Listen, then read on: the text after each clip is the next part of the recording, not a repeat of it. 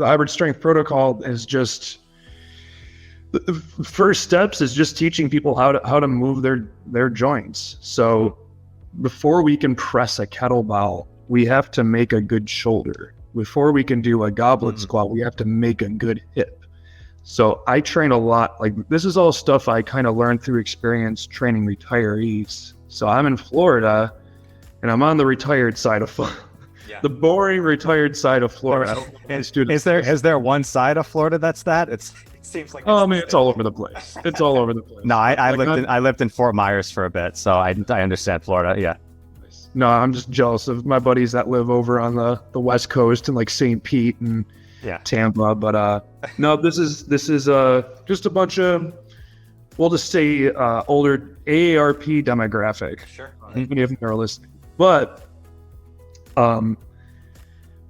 just learning from working with them is we can't just tell them to do something. Like, you can give them all the cues you want. Like, all right, we're going to rack this bell. All right, we're going to drill your feet in. We're going to need a radiation from the floor up, and then we're going to put it overhead. But if Sally, who's been, an accountant her whole life and has only ever been in this position, you have a lot of translation forward in her humeral head. She ain't gonna be able to do that with a bell. So why the hell would we load a shoulder that can't get overhead with a press? So I was running into these kind of issues over and over again. And how do I get people into these positions? And there weren't a lot of clear answers out there.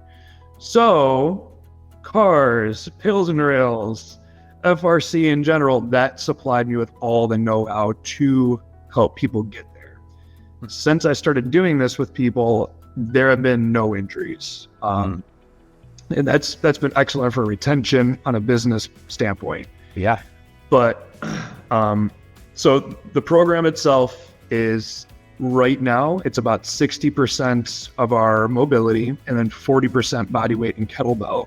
And the way I'm structuring it is, after your first month, like the second, the third, the fourth, we're doing specific things. Like, we're making the shoulders. We're going to be doing things for internal, external rotation in your shoulder and making sure we are primed for overhead pressing.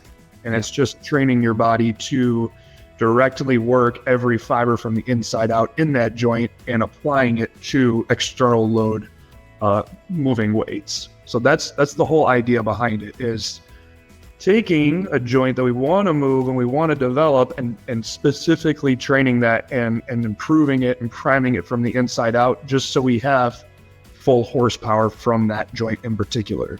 I love that. That just kind of goes throughout the weeks. I love that. Do you have a assessment process that you do kind of at the beginning to know, is there like a specific protocol that you do with everyone as far as like getting into proper shoulders, proper hips?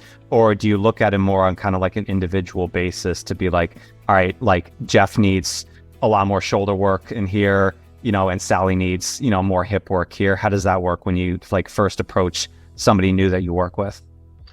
So that's another really cool thing about cars. So in the past, like I still have my FMS, like the functional movement screen. I've done pretty much every assessment under the sun, and they're great. Like FMS really paints a good picture.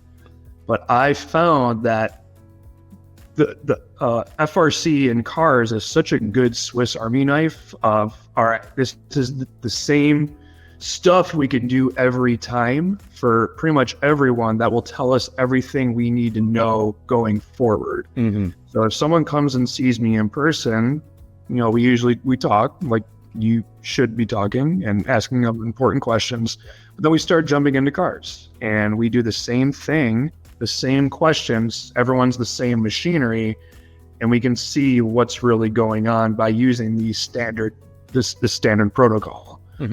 And there's a lot less energy output from the coach's side trying to figure out, all right, what should I use for this person? How do I set this thing up? You just run the process like you would everyone else. It's a very safe process, and that tells us pretty much everything we need to know. So see what they do with 10-point cars, run it just like you would for anyone else. Yep. That kind of tells you where to go. And that's more of that kind of runs the flow chart of FRC. That delves into the internal strength model, and that actually kind of shows you how their strength program is going to look. And I can see that from the first time I talk to them. Right. So it's really efficient. It's a really good energy saver from a professional standpoint, because I can already see what the framework is for developing a program for them. It's not starting from scratch with everyone. It's really nice.